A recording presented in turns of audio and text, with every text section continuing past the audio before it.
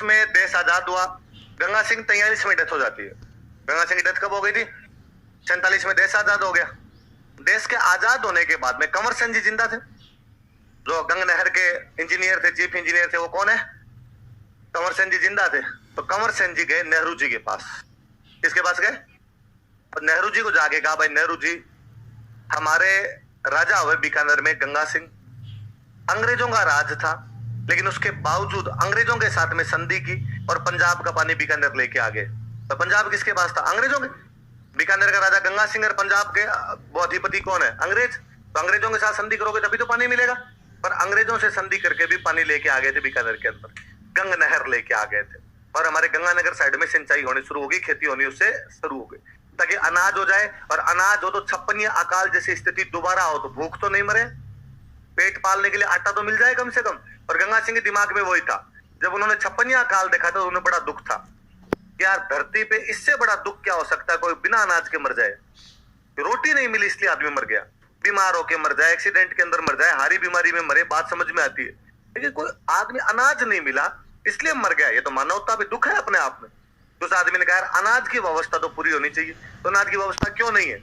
क्योंकि अपने बरसात से खेती होती है, और बरसात से खेती तभी होगी जब राम जी राजी होंगे। यदि राम जी 5 साल राजी नहीं हुए तो अनाज नहीं होगा, अनाज नहीं होगा तो भूखे मरोगे। तो उस आदमी ने कहा मैं बरसात वाली खेती तो बंद ही कर दूंगा, हम नहर लेके आएंगे, नहर से सिंचाई करेंगे, ताकि कम से कम ये बरसात वाली जो डिपेंडेंसी है ये तो क्या हो जाए, खत्म हो जाए। कंवर सेन जी ने कहा पर रुपए नहीं थे ज्यादा हमारे पास, तो रानियों के गहने तक बेचने पड़े थे, तब जाके गंग नहर लेके आए थे। बीकानेर में कहां टैक्स मिलता, कौन सा टैक्स मिलता, होता ही नहीं था कुछ, तो टैक्स लेते कहां से? इसलिए तो अंग्रेजों ने कब्जा नहीं किया था इधर अपने। तो हमारे पास कुछ होता ही नहीं है, नंगा नहाए क्या, निचोड़े क्या, तो तुम्हारे यहाँ पे कब्जा करके करेंगे क्या? अब भारत की सरकार है, पंजाब भी भारत का है, राजस्थान भी भारत का है, पैसे भी है भारत के पास, क्यों ना एक नहर और लाओ जो आगे तक जाए। हम नहर ले दे के पंजाब से गंगानगर तक ला पाए, आगे नहीं ले जा पाए थे। गंगा सिंह जी ने सोचा था आगे और लेके जाऊंगा, पैसे जब होंगे, इतने वो भी मर गए, देश भी आजाद हो गया, पैसे हुए नहीं हमारे पास में। तो नेहरू जी ने कहा ठीक है, तो पंजाब से एक नई नहर लेके आए, जिस नहर का नाम था राजस्थान नहर। क्या नाम था? Rajasthan canal, RCP, Rajasthan canal project, RCP बोलते, क्या बोला करते थे? राजस्थान कैनाल प्रोजेक्ट, राजस्थान नहर परियोजना। 1983 में इंदिरा गांधी का राजस्थान दौरा था, 1983, मरने से 1 साल पहले। और इंदिरा गांधी जब यहां से वापस गए तो अपने मुख्यमंत्री ने इंदिरा गांधी को राजी करने के लिए उस राजस्थान नहर का नाम बदल के कर दिया इंदिरा गांधी। अब हम उसको बोलते हैं आईजीएनपी, इंदिरा गांधी नहर परियोजना। क्या बोलते हैं? तो किसी टाइम में आरसीपी हुआ करती थी, अब उसका नाम बदल के हमने क्या कर दिया, आईजीएनपी। पहले वो राजस्थान नहर थी, अब वो क्या बना देगी, इंदिरा। मैं ये बात इसलिए बता रहा हूं ताकि आपके दिमाग में रहे कि गंग नहर अलग है, इंदिरा गांधी नहर अलग है। गंग नहर का और इंदिरा गांधी नहर का आपस में कोई भी लेना देना। गंग नहर 1927 में आ गई थी और वो गंगा सिंह जी लेके आ गए थे, और वो अपने गंगानगर तक ही आती है। इंदिरा गांधी नहर अपने आजादी के बाद के अंदर आई थी, और इंदिरा गांधी नहर ठेठ जैसलमेर तक जा रही है, बाड़मेर तक जा रही है, जैसलमेर बाड़मेर तक, वहां तक पहुंच रही है इंदिरा गांधी नहर। पर दोनों का इंजीनियर एक था, राजस्थान नहर का इंजीनियर भी कंवर सेन था, और वो जो आपकी नहर थी उसका इंजीनियर भी, गंग नहर का इंजीनियर भी कौन था, कंवर सेन था। और इंदिरा गांधी नहर की प्रेरणा भी यदि कहीं से मिलती है तो कहां से मिलती है, गंग नहर। कि जब एक राजा गंग नहर बना सकता है तो सरकार के पास तो ज्यादा पैसा है, तो सरकार भी लेके आ जाए। लेकिन ये नहरें दोनों अलग अलग है, क्योंकि अक्सर लोग व्हाट्सएप पे फॉरवर्ड करते हैं, देखिए कांग्रेस ने क्या किया, बदल दिया गंग नहर का नाम और कर दिया इंदिरा गांधी नहर। ये व्हाट्सएप पे होता था तब तो मुझे लगता था व्हाट्सएप पे कोई कुछ ही भेज सकता है, इसका क्या लोड लिया जाए। एक दिन भास्कर वालों ने पूरा आर्टिकल छापा, तो गंग नहर का नाम बदल कर दिया गया इंदिरा गांधी नहर। राजा ने बनाई थी नहर बड़े जतन से, इन्होंने बदल दिया नाम। मुझे लगा यार पत्रकार में इतनी बुद्धि नहीं, जो कॉमन चीज नहीं जानता कि 2 नहरें अलग अलग है। फिर मुझे वापस दिलीप सर का डायलॉग याद आया। सर क्लास में हमें जब पढ़ाते तब कहा करते थे कि जिनका 3rd ग्रेड मास्टर में सिलेक्शन नहीं होता वो पत्रकार बनते हैं। तो ये सारे वो है जो रीट में फेल हो गए थे, जिनका रीट में नहीं हुआ वो 3rd ग्रेड वो पत्रकार बन गया। तो पत्रकारों में इतनी बुद्धि है, तो अपने कम से कम ये देखे कोई दूसरा कभी बोले इस प्रकार की बात, क्योंकि बीजेपी टाइप वाला बंदा हो गएगा, अरे कांग्रेस ये कुछ नहीं करती वैसा, नहर लाए थे राजा, इन्होंने नाम बदल दिया, उसको मैं थप्पड़ मारूंगा। वो नहर अलग है, उसको गंग नहर बोलते हैं, इसको क्या बोलते हैं, ये पहले राजस्थान नहर हुआ करती थी, बाद में नाम बदल कर क्या किया गया उसका। कम से कम अपने तो क्लियर रहे चीजें, दिमाग के अंदर रहे कि भाई नहीं अलग अलग नहरें हैं दोनों। हाँ, पर राजा वाली नहर हम उस रूप में देखते हैं कि यार जब अंग्रेजों का राज था, अंग्रेजों से बात करके पानी लाना बहुत बड़ी बात थी।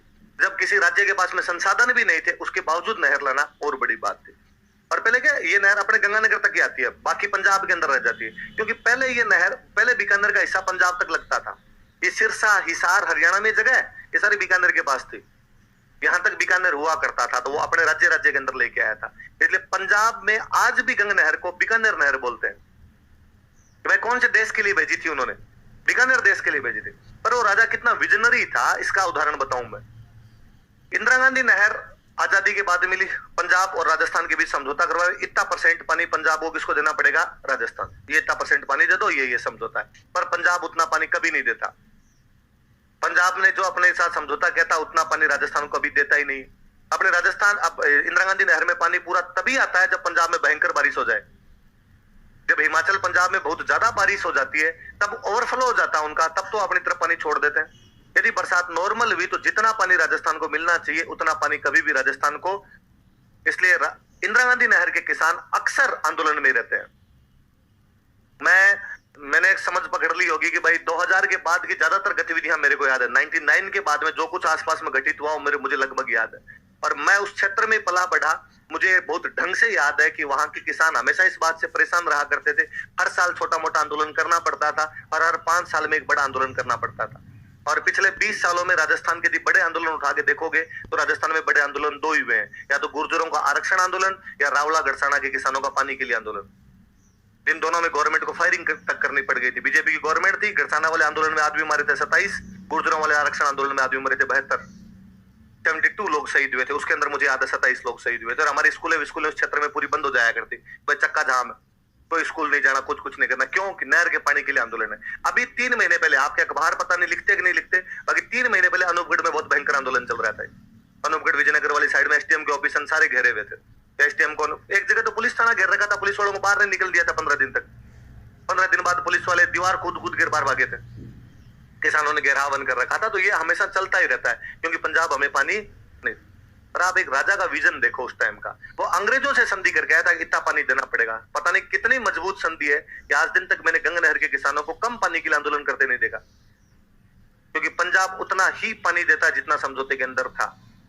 बाद वाले समझौते में लूप होल है उसके अंदर, इसलिए पंजाब उनका फायदा उठाता है। जब जी में आती है तब इधर अपने पानी कम कर देता है। उधर वाले समझौते के अंदर ढंग से लाइनें लिखवाएगी, इतना दोगे हमें उतना मिलता है। इसलिए गंगा नहर के किसान को मैंने आंदोलन करते हुए नहीं देखा कभी।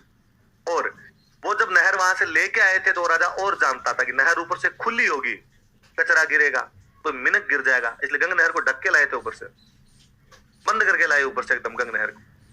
इंदिरा गांधी नहर पूरी खुली है, इसलिए इंदिरा गांधी नहर में 2 भयंकर समस्याएं आती है। हम उस इलाके के अंदर रहा करते तब हम देखते कि हम स्कूल जा रहे हैं और तब किसान सारे फावड़े ले लेके भागते हुए जा रहे हैं, ट्रैक्टरों पे चढ़े हुए, पैदल सब लेके जा रहे हैं। आज किधर जा रहे हो?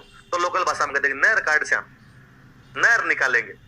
नहर तो निकली हुई है, मिट्टी आ गई पूरी लबालब मिट्टी से। आंधियां चलती है भयंकर वाली। मई जून जुलाई के 3 महीने के अंदर आपको रोटी खाने के सतुरने नहीं होते हैं। शाम के 5 बजे तक आपने खाना खा लिया तो खा लिया, वरना किरकिरी खाओगे।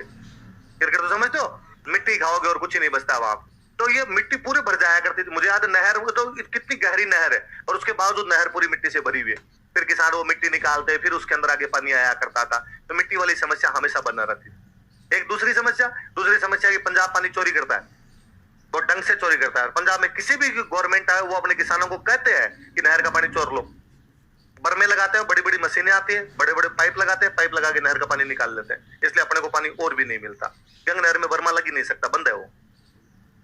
तीसरी बड़ी समस्या, मैं उस क्षेत्र में जब तक रहा था मैंने हमेशा देखा कि हर महीने एक कोई ना कोई पशु हमारी उस नहर में मरा हुआ आता था। हम लास्ट थे, मेरे पापा की पोस्टिंग थी, टीचर है मेरे पापा, तो वो भारत का लास्ट गांव था। उसके बाद पाकिस्तान शुरू होता था।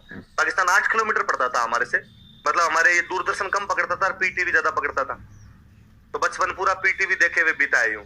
मोबाइल की रेंज नहीं आया करती थी, क्योंकि मोबाइल की रेंज कहते कि अपने इधर, पता नहीं क्यों कहते थे कि अपने इधर जब रेंज आएगी तो पाकिस्तान कैच कर लेगा और अपनी बातें सुन लेगा, इसलिए अपने गाँव के अंदर यहाँ पे रेंज नहीं आती है। तो एक मोबाइल छत पे चढ़ के बात करो और उसमें भी यूं बात करो ऊपर, हाँ उस टाइप के यूं बातें करनी पड़ती थी। तो एकदम पिछड़ा हुआ इलाका था। 2004 में तो लाइट और सड़कें आई थी। 2004 तक गांव में तो लाइट थी, 2004 तक नए गांव के अंदर सड़क थी। अब 4 किलोमीटर दूर जाके चढ़िए और सड़क वाली व्यवस्था तो वो लाइट वाली व्यवस्था थी नहीं, सौर लाइटें जलाया करते। तो वहां पे मैं हमेशा देखता कि एक कोई ना कोई गाय भैंस बकरी भेड़ हर साल उस में मरी हुई आती, और वहां आके हमारे वो नहर बंद हो जाया करती थी, हमसे आगे नहीं जाती, हमसे आगे मुड़ के दूसरी जाया करती थी।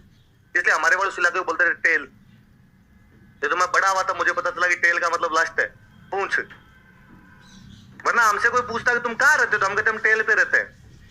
तो ये बच्चे पहले दूसरी क्लास से बोलना सीखे थे कि टेल पर रवा, टेल पर रवा। बाद में समझ आया टेल मतलब पूंछ पे रहते हैं, अपने पे जाके खत्म हो रहा है, इसलिए ये टेल बोलते हैं अपने वाले को इसको।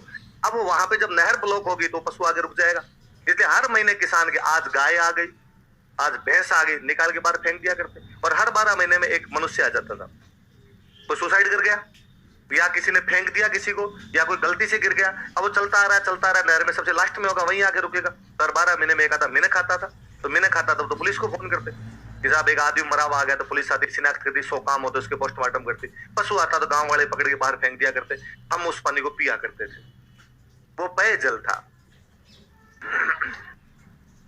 इतना गंदा पानी आता है नहर वाला जिसकी हद नहीं है। मतलब मुझे याद है रात को बाल्टियां भर भर के फिटकरी घोल घोल के रखते थे, सुबह तक आधी नीचे से बाल्टी के अंदर कचरा होता, फिर ऊपर वाला हम नितार के उसको अलग किया करते थे। पर मुझे और भी अच्छा सा याद आता है, उस क्षेत्र में कभी भी छोटी मोटी बीमारियां नहीं होती। वो पानी इतना सटीक रोग प्रतिरोधक क्षमताएं विकसित करता है। मेरे पापा अक्सर हंसते हैं कि यार अपने वहां रहते थे, कभी मलेरिया हुई वो मच्छर नजदीक नहीं आए अपने कभी। ये तो 55 डिग्री का तापमान होता है वहां पे, 50 डिग्री तो गवर्नमेंट ही घोषित कर देती है, वहां 49 तो गवर्नमेंट ही घोषित करती है कि भाई 49 हो गया। पर ऐसा कहा जाता है कि 50 से ऊपर यदि गवर्नमेंट का तापमान चला गया तो गवर्नमेंट को स्कूलें बंद करनी पड़ती है, मार्केट बंद करवाने पड़ते हैं, पानी का छिड़काव करना पड़ता है। तो गवर्नमेंट कभी 50 से ऊपर तापमान बताती नहीं, गवर्नमेंट कहते 50 ज्यादा 49.7 49.8 वहां पे ले जा खत्म। वहां तापमान रहता है 55, आदमी भापण बढ़ जाए बाहर रहे तो आदमी इतना भयंकर वाला तापमान रहता है। उस तापमान में मच्छर मर जाते हैं, डेंगू मलेरिया चिकनगुनिया हमारे आसपास ही नहीं आए थे कभी। अब ये आरओ वाला पानी पी के बाद में रोग प्रतिरोधक क्षमताएं कमजोर हो गई। तो ये नहर दो अलग अलग नहर है, एक गंग नहर है, दूसरी कौन सी है? तो भारत में इंदिरा गांधी नहर का यदि प्लान कहीं से प्राप्त होता है तो वो कहां से प्राप्त होता है? गंग नहर है ना। एक दूसरा मैंने बताया था गंगा रिसाला उन